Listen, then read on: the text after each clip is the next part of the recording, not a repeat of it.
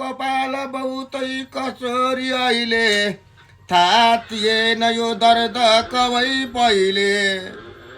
साह्रै असङ्ख्य हुन गो कसतो दुखाई तालु मुखै पनि दुयो यसले सुकाई यति भनी पति सुते ती भूमिमा सावित्रीले सब बुझ्न हुनिहार ताहा चाँडो गरेर पतिको शिरलाई थामिन् आफ्ना नरम जगनमा जगी चट राखिन् पाएर बेच तकिया तिनलाई ता निन्द्रा परोसन चाल सग भूमिमा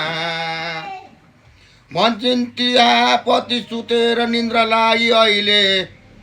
जाग्नन् के को यति कमै यही भन्छु मैले स्वामी सुते सकलै सौखे गयो हराई साँचो भयो सब कुरा ऋषिको मलाई देवर्षिको वचन सत्य सबै भइगयो सौभाग्य नट भई भाग्य पनि फुटिगयो गर्थिन् बिलाप यसरी त एक प्राणी आयो आयो भयङ्कर अभूत ठानी भन्छन् हरे जगत रक्षक ठुलो आई खोजो छ लान पतिको यही शिवलाई रक्षा गरी म पति गणनाथ अहिले दिनुहोस् बचाए प्रभु गर्दछु बिन्ती मैले सर्वज्ञ त हजुरमा छ कति सुनाई यही भाती भइकन हरे मुक्त बस्न पाऊँ यति भनेर तिमीले उही बिचमा आकाशमा नजर दिकन झट्टता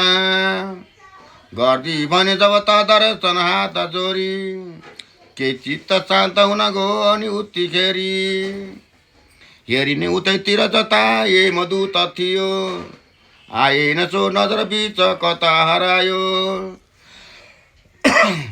सामु छ पासा जसको करले समाई देखिन खडा तै थिए यमराज आई सर्वाङ्ग सुन्दर त छन् यम तेजधारी रागो पनि तै रहेछ दिने सवारी सावित्रीले चिनी प्राण गरिन् र फेरि भन्दी भन्ती यमका मुखतिर हेरी हे नाथ नाम कनुज किन आज मलाई दिनुभयो सहज दर्शन लौ मलाई के कार्य पो अरू थियो र कि यो बनैमा पाल्नु भयो हजुर लाग्छ उदेक मनैमा यो जन्म त सुफल भो प्रभुलाई पाई भेट्नु असम्भव छ ठान्छु हजुरलाई मिठा कुरा सुनि कृतार्थ खुसी भएर भन्नुभयो बुझ तिमी ए महु भनेर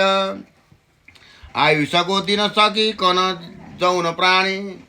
मर्ला उसैकन त ल्याउन दूत जाने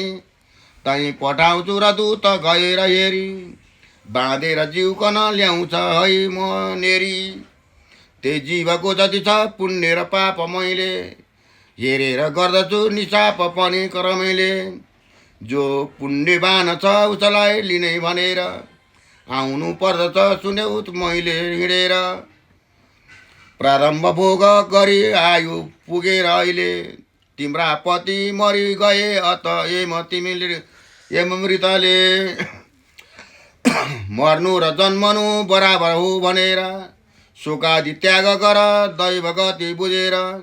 यति भनी एमले त्यही जीव पो खिच्नलाई सहज सगति छोडे काल पासै उठाई गइन् कन उसले झट्ट जीव बाँधेर लियो जीव पनि नजिकै त्यही देव छोडेर निस्क्यो अङ्गुठा झै अघि त सामु भएर मूर्ति स्थलै शरीर शरीरको अनुहार फुर्ती